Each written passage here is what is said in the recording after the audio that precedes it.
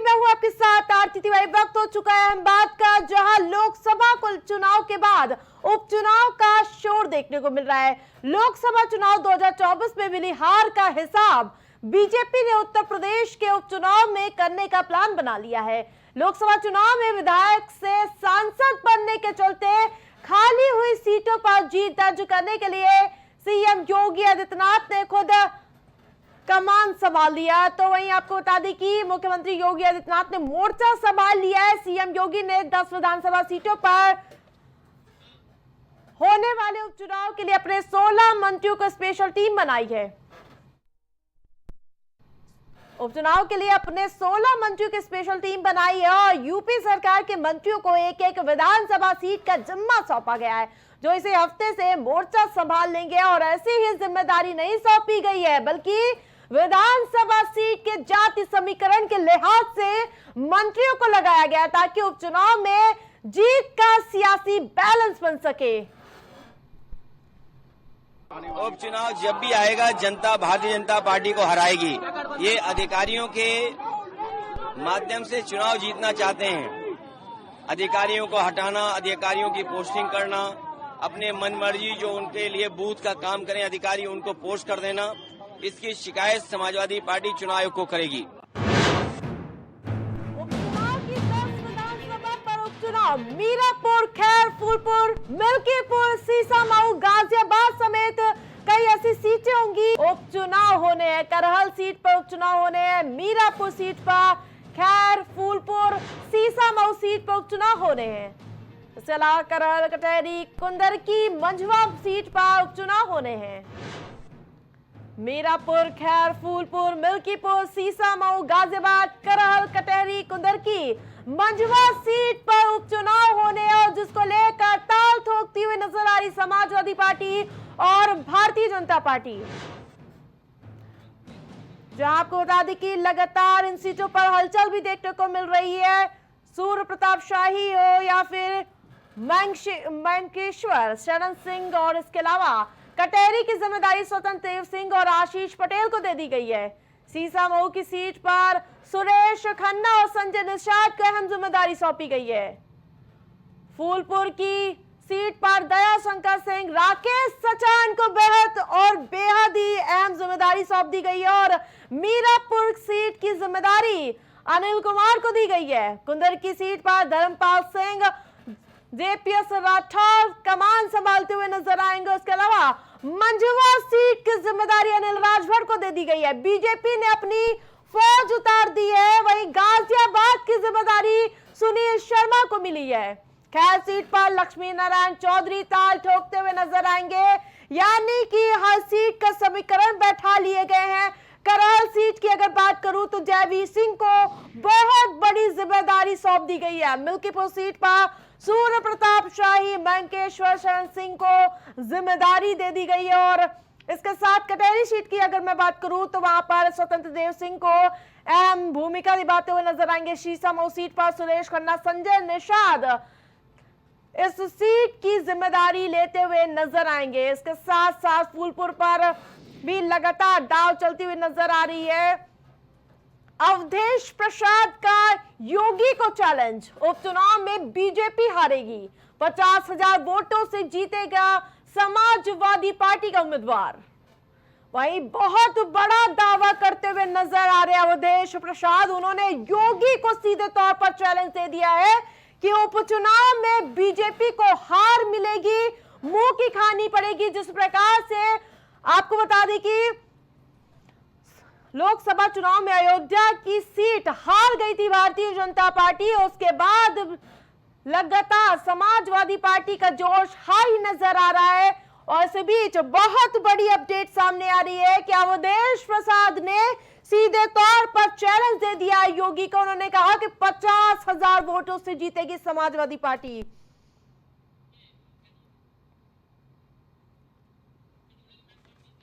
वही आपको बता दें कि मिल्कीपुर सीट लगातार हॉट सीट बनती हुई नजर आ रही है। आपको बता दें कि जहां समाजवादी पार्टी भारतीय जनता पार्टी को घेरने का प्रयास करती हुई नजर आ रही है, उस बीच मिल्कीपुर की लड़ाई अब चैलेंज पर आ गई है। अब चैलेंज देते हुए नजर आ रहे हैं लोकसभा में बीजेपी की हार की चर्चा पार्टी के अंदर और बाहर तगड़ी हुई, खासकर अयोध्या से। जी हां, फैजाबाद सीट बीजेपी हार गई थी और जिसके बाद अब ये सीट प्रतिष्ठा की सीट बनती हुई नजर आ रही है।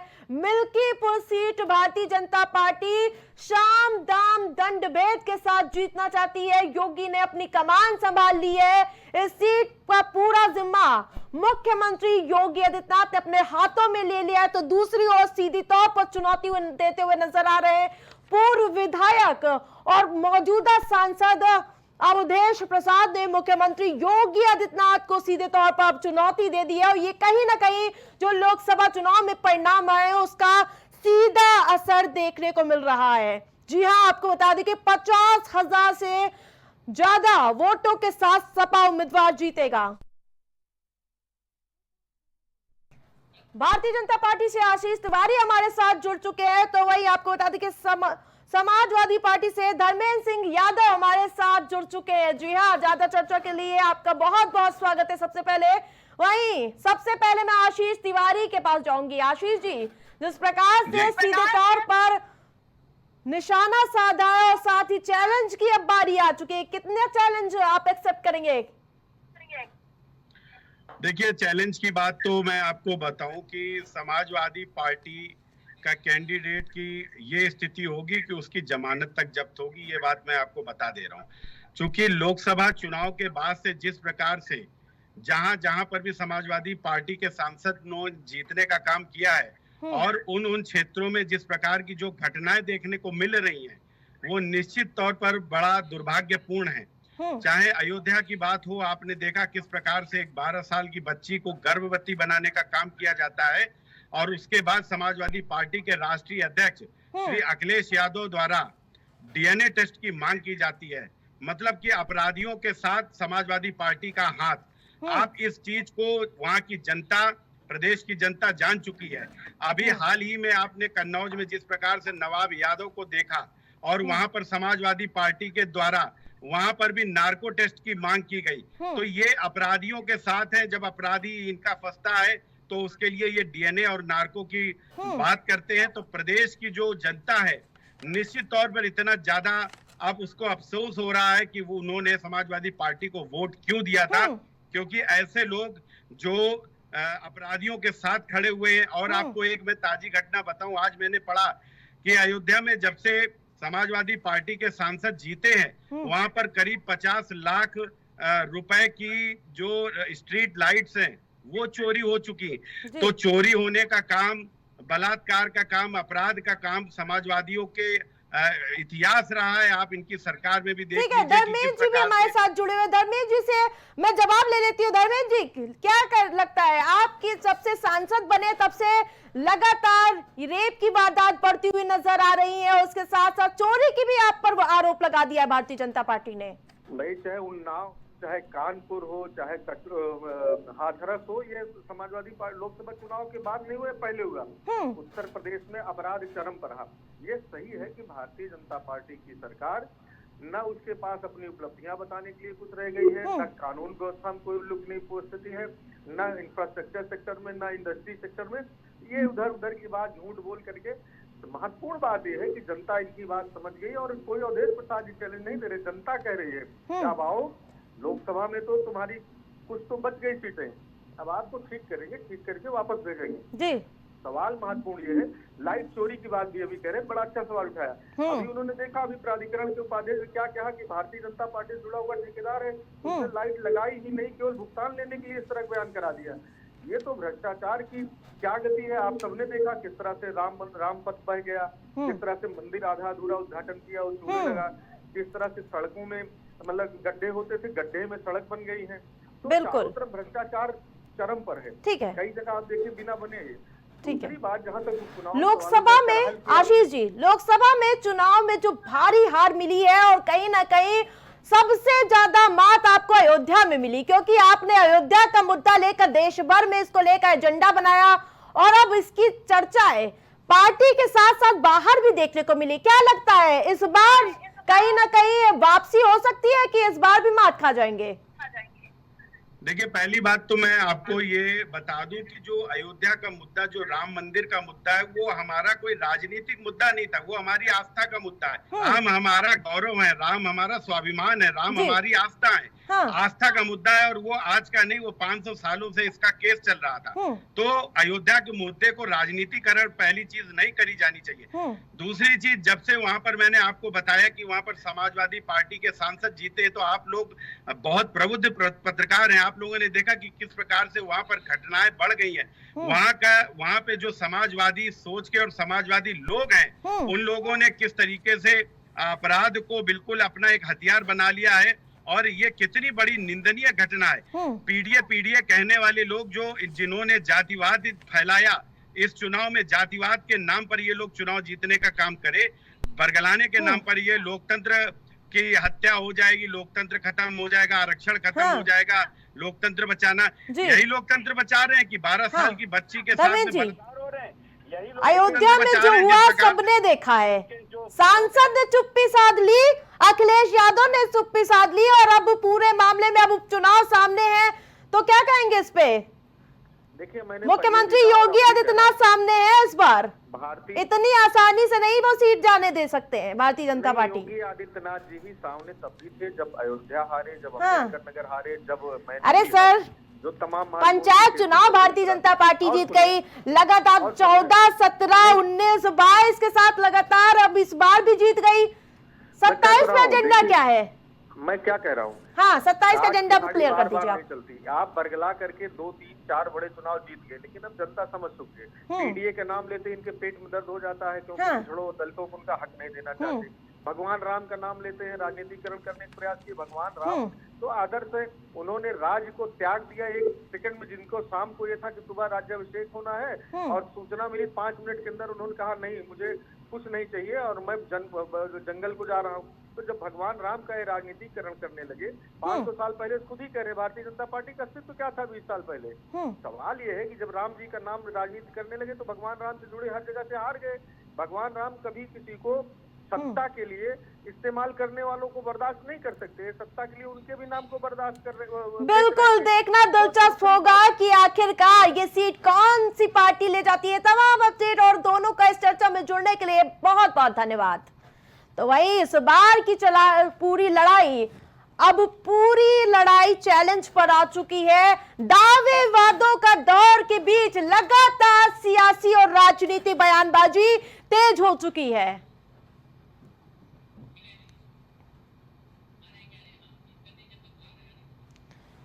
वहीं आपको बता दें कि मुख्यमंत्री योगी आदित्यनाथ ने कहा है कि 2022, 14, 17, 19 और 24 में भी भारतीय जनता पार्टी ने जीत का झंडा गाड़ दिया है, और अब इस चैलेंज के लिए भी भारतीय जनता पार्टी तैयार होती है, या उपचुनाव में क्या परिणाम आते हैं ये देखना काफी दिलचस्प होगा। कोलकाता रेप कांड की ज्वाला पूरे देश में धधक रही है, हर तरफ बस एक ही आवाज सुनाई दे रही है, कोलकाता की निर्भया को इंसाफ कब। जी हां, आपको बता दें कि लगातार देखने को मिल रहा है चारों ओर देश में उबाल है इस बात को लेकर। तो वहीं इस पूरे मामले को अगर सोच भी लेते हैं तो रूह कांप जाती है। तो जरा सोचिए, जिस बेटी के साथ वारदात को अंजाम दिया गया है, आखिर उस पर क्या बीती होगी। रेपकांड के बाद से पूरे देश भर के डॉक्टर गुस्से में हैं और बदस्तूर ये प्रदर्शन जारी है। इस मामले पर पश्चिम बंगाल की मुख्यमंत्री ममता बनर्जी ने कहा कि इस हिंसा के पीछे साजिश है और वाम और इसके अलावा राम इकट्ठे होकर ये सब कर रहे हैं।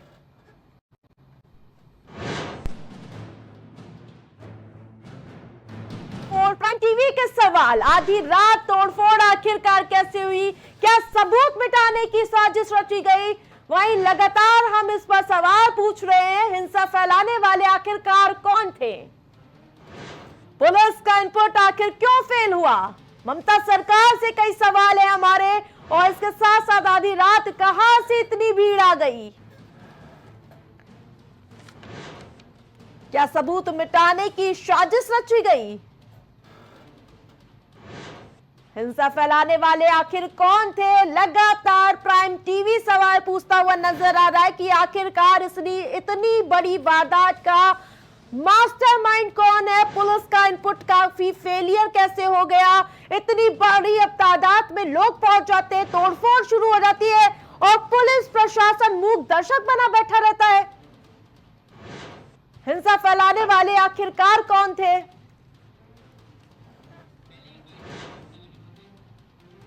আমি ছাত্রছাত্রীদের কোনো দোষ দিচ্ছি না, বহিরাগত কিছু রাজনৈতিক লোক যারা বাংলায় অশান্তি করতে চান, বাম এবং রাম, তারা একত্রিত হয়ে এই গন্ডগোলটা করেছে।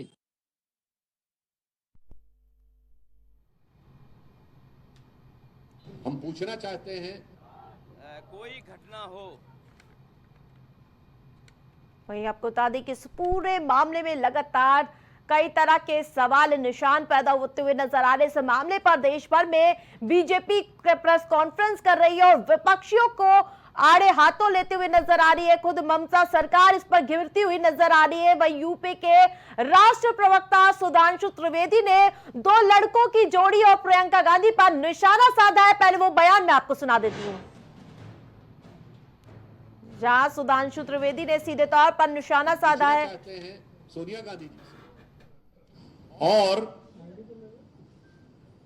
राहुल गांधी जी से, जो अब यूपी के दो लड़कों में बड़के वाले लड़के हो गए हैं। उनसे हम ये पूछना चाहते हैं कि आपकी मोहब्बत की दुकान में ये क्या सिर्फ अपराधी, भ्रष्टाचारी और बलात्कारी सामान ही उपलब्ध है?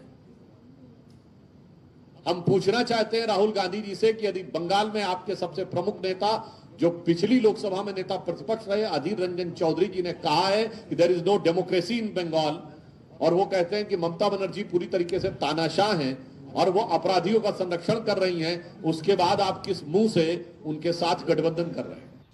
तो सपा मुखिया अखिलेश यादव ने इस पूरे मामले पर बयान देते हुए बीजेपी पर कई सवाल दागे हैं। पहले वो सवाल आपको दिखाते हैं। कोई घटना हो उसमें राजनीति नहीं करनी चाहिए, और घटना पर राजनीति करने का हुनर अगर किसी के पास है तो भारतीय जनता पार्टी के पास है। कोई घटना हो जाएगी, उसका राजनीतिक लाभ और दूसरों को बदनाम करने का अगर टैलेंट किसी के पास है तो भारतीय जनता पार्टी के पास है। कहीं देश में बेटियों के साथ घटना हो, किसी नारी के साथ घटना हो, दुखद है, उसके लिए कार्रवाई होनी चाहिए। और ममता बनर्जी जी खुद मुख्यमंत्री, महिला मुख्यमंत्री हैं, आप उनसे उम्मीद नहीं करोगे कि वो तो करेंगी कार्रवाई, लेकिन भारतीय जनता पार्टी के लोग राजनीति न करें। बता दें कि कोलकाता के रेप और मर्डर केस में एक तरफ जांच की आंच तेज होती हुई नजर आई, तो दूसरी तरफ कोलकाता में लेडी डॉक्टर के साथ हुई दरिंदगी के बाद देश भर में गुस्सा देखने को मिला। डॉक्टरों में गुस्सा है और इस बीच हमारे संवाददाता वैस केजीएमयू पहुंचे थे, जहां उन्होंने प्रदर्शनकारी डॉक्टरों से बात की है। राजधानी लखनऊ में आज एक हफ्ता हो गया है और जो केजीएमयू के डॉक्टर हैं लगातार प्रदर्शन पर अड़े हुए हैं। अपनी मांगों को लेकर तमाम जो डॉक्टर्स हैं, वो रेसिडेंट डॉक्टर हैं, वो अपनी मांगों को लेकर अड़े हुए हैं। मैं तस्वीरों में दिखाना चाहूंगा कि यहाँ पर जिस तरीके से ये डॉक्टर्स हैं, ये अपना बैनर, पोस्टर और जो तमाम जो डॉक्टर्स हैं वो यहाँ पर अपना प्रोटेस्ट जाहिर कर रहे हैं अपनी मांगों को लेकर। तमाम सुरक्षा व्यवस्था जो उनके जो घटना हुई है, घटना को लेकर यहाँ पर जिस तरीके से जो डॉक्टर हैं वो तमाम वो जो डॉक्टर यहाँ पर जो डटे हुए हैं, और इनसे बात करेंगे डॉक्टर से कि जिस तरीके से ये यहाँ पर प्रोटेस्ट चल रहा है, प्रोटेस्ट को देखते हुए यहाँ पर क्या कुछ इनकी मांगे हैं और क्या इनकी जो आगे कहाँ तक ये प्रोटेस्ट जाएगा और किस तरीके से ये मैम क्या मांगे हैं आपकी? क्या डिमांड है? कब तक प्रोटेस्ट चलेगा? जस्टिस नहीं मिलेगा तो। अच्छा, डिमांड बेसिक है कि सेफ्टी और जस्टिस होना चाहिए। अच्छा। जिससे डर लगना चाहिए वो क्रिमिनल्स होने चाहिए, और जिन्हें निडर होना चाहिए वो लड़कियां होनी चाहिए। पर मुझे तो लगता है कि इस इंसिडेंट के बाद प्लस जिस सिस्टर के साथ रेप और मर्डर हुआ उसके बाद लड़कियां और डर रही है। जी मैम, शाम को क्या है आप लोगों का प्रोग्राम? शाम को हम लोग 10:90 पीसफुली प्रोटेस्ट कर रहे हैं। जी। जो हुआ बहुत गलत हुआ डॉक्टर्स के साथ ही नहीं। हम सबसे पहले एज अ फीमेल है, we are not an object, जी We are not in object. जी जी। So we are silently protesting, and that's it. And we hope कि तो ये थे जो डॉक्टर जिनका साउथ सर पे ये कहना था। मेरे साथ कुछ और भी लोग हैं, इनसे भी बात करेंगे। सर, कब तक प्रोटेस्ट चलेगा ये? जब तक हमें न्याय नहीं मिल जाता है तब तक हम लोग प्रोटेस्ट करने वाले हैं। क्या क्या मांगे हैं, क्या कुछ मांगे हैं आप? सिर्फ जस्टिस होना चाहिए, जल्दी से जल्दी हमारे काम को न्याय मिले। और दूसरी बात है सेंट्रल प्रोटेक्शन एक्ट में अमेंडमेंट, जिसमें कि जो रिप्रेजेंटेटिव्स हैं वो हमारे मेडिकल फैकल्टी से हो, ये बिल हो, ये पार्लियामेंट में पास हो, इसमें ना केवल हमारी सरकार पर हमारा विपक्ष की वजह से। अगर ये आपकी मांग नहीं पूरी हुई तो क्या स्वास्थ्य सेवाएं कल ठप करेंगे आप लोग? सर कल मांगे अगर नहीं होती हैं तो जो जितना भी ओपीडी इलेक्टिव सर्विसेज है वो कल बंद हो जाएगा। अच्छा अभी का सर यही है। अच्छा, शाम को क्या आपका प्रोग्राम है प्रोटेस्ट का? 10:90 पे लखनऊ के सारे मेडिकल कॉलेजेस इकट्ठा होंगे। हाँ। और वहाँ पर एक शोक सभा रखी गई है 10:90 पर, जिसमें हमारी संख्या और हमारे पोस्टर जो है वही हमारी आवाज होगी। डीसी मैडम से आपकी बात हुई, क्या कुछ बात हुई है वहाँ? डीसी मैम हमारी सारी इंटरनल डिमांड्स की एग्री कर गई है। हाँ। वो खुद हमारे साथ में है इस मसले पे। अच्छा। और आज जो सुबह की रैली हुई वो डीसी मैम ने ही टीचर्स के साथ में शुरू करवाई। अच्छा, तो अब नेक्स्ट स्टेप आपका क्या है? नेक्स्ट स्टेप सर हमारा यही हो गया, शाम का जो 10:90 वाला सभा है। हाँ। और कल हाँ। हम लोग काला रक्षाबंधन मनाने वाले हैं पूरे देश के साथ में, जिसमें हमारी बहनें भाइयों के कलाई पर काला रिबन बांधेंगे। तो इस बात का प्रतीक हुआ कि वो देश पुराना हो गया है, वो भारत पुराना हो गया है। जिस साल में एक रक्षाबंधन चाहिए होता था, इस समय पे हर रोज इस देश को रक्षाबंधन की जरूरत है। तो ये थे मेरे साथ रेसिडेंट डॉक्टर, जिनका साफ तौर पे कहना था कि कल ये जो रक्षाबंधन मनाएंगे, ये काला रक्षाबंधन मनाएंगे और तमाम जो इनकी मांगे हैं वो अभी पूरी नहीं अगर हुई तो ये लगातार जो प्रोटेस्ट है, ये प्रदर्शन है, लगातार जारी रहेगा। और रक्षाबंधन की अगर हम बात करें तो ये काली राखी बांधने की बात कही है। और अगर इनकी बात करें प्रोटेस्ट की, तो इनका साफ तौर पे ये भी कहना था कि अगर हमारी ये मांगे नहीं पूरी हुई तो कल ये स्वास्थ्य, ये ओपीडी और वो सारी चीजों को भी ठप करने की बात सामने निकल कर आ रही है। इससे एक बहुत बड़ा मामला ये है कि जो मरीजों को क्या प्रभाव पड़ेगा, ये अब देखने वाली बात होगी। लखनऊ से प्राइम टीवी के लिए ओएस। जम्मू कश्मीर में धारा 370 हटने के बाद पहली बार केंद्र शासित प्रदेश में विधानसभा चुनाव होने जा रहा है। आज चुनाव आयोग ने प्रेस कॉन्फ्रेंस कर चुनाव आयोग की तारीखों का ऐलान किया है। चुनाव आयोग के मुख्य आयुक्त राजीव कुमार ने बताया कि जम्मू कश्मीर की 90 सीटों पर 3 चरणों में चुनाव होंगे। वही चुनाव परिणाम 4 अक्टूबर को घोषित किए जाएंगे। और आपको बता दें कि इस दौरान उन्होंने क्या कुछ कहा, आपको पहले सुनाती हूँ। There are total 90 assembly constituencies, of which 74 are general, SC are 7 and SC are 6, ST are 9 and SC constituencies are 7. ये डिलिमिटेशन के बाद रिजर्वेशंस जो प्रोवाइड किए गए उनकी कहानी है। अगर इलेक्टर्स के डाटा के बारे में बात करें तो J&K में टोटल 87.09 लाख इलेक्टर्स होंगे, जिसमें लगभग ऑलमोस्ट इक्वल 44.46 लाख मेल और 42.62 लाख फीमेल वोटर्स होंगे। बड़ी अच्छी स्टोरी ये भी है कि जिस तरीके से यूथ ने पिछली बार भाग लिया इलेक्शंस में, इस बार उसके बाद फर्स्ट टाइम वोटर्स भी होंगे अराउंड 3.71 लाख। और टोटल अगर वोटर्स को देखें तो 20 lakhs and above would be the youth, and we want to focus on youth as ambassadors of our elections. तो राज्यों में होने वाले विधानसभा चुनाव के लिए शेड्यूल जारी हो चुका है। वही आपको बता दें कि जम्मू कश्मीर में 3 चरणों में मतदान होने हैं और जिसको लेकर आज चुनाव आयोग ने जानकारी दी है। विधानसभा चुनाव का शेड्यूल जारी है। जम्मू कश्मीर में 3 चरणों में चुनाव होंगे। 4 अक्टूबर को होगी मतगणना। जम्मू कश्मीर में 4 अक्टूबर को मतगणना होगी। वहीं शेड्यूल जारी हो चुका है। पहला चरण 18 सितंबर को होगा, जिसमें 24 सीटें शामिल होंगी। और इसके अलावा दूसरे चरण में 25 सितंबर को होगा चुनाव, जिसमें 26 सीटों पर चुनाव होगा। 1 अक्टूबर को तीसरा चरण होगा, जिसमें 40 सीटों पर मतदान होंगे। वहीं जम्मू कश्मीर में 3 चरणों में मतदान होंगे, जिसको लेकर आज चुनाव आयोग ने प्रेस कॉन्फ्रेंस की और सारी जानकारी साझा की गई है। 4 अक्टूबर को मतगणना होगी। वहीं हरियाणा में 1 फेज में ही चुनाव होगा।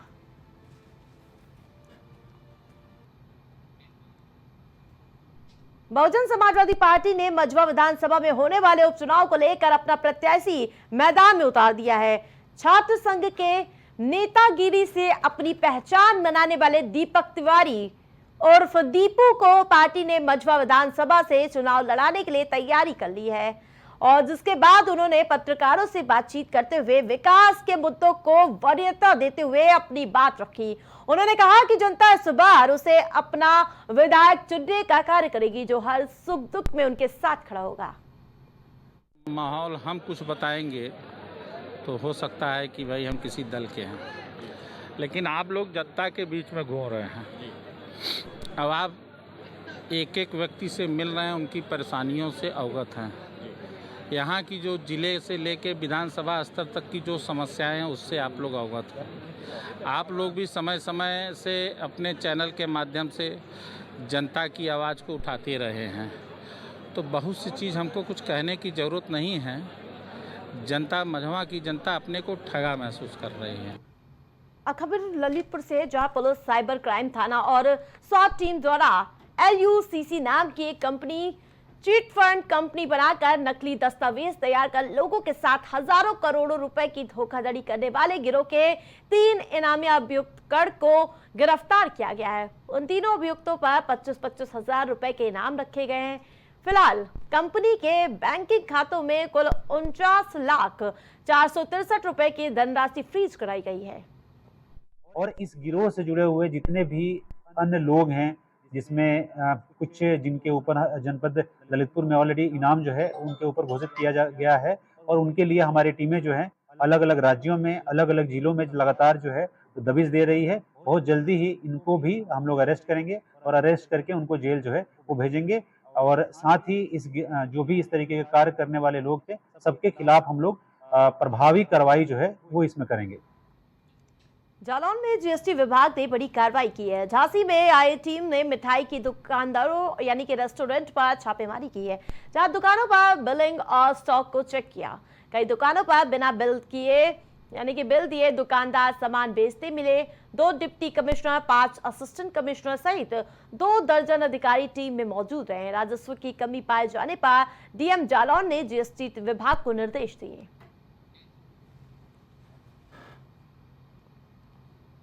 यूपी के कौशाम्बी जिले के करारी थाना क्षेत्र में चेकिंग के दौरान पुलिस ने एक बोलेरो गाड़ी से 48,36,000 रुपए बरामद किए हैं। गाड़ी में सवार 2 लोगों को पुलिस ने हिरासत में लेकर पूछताछ शुरू कर दी है।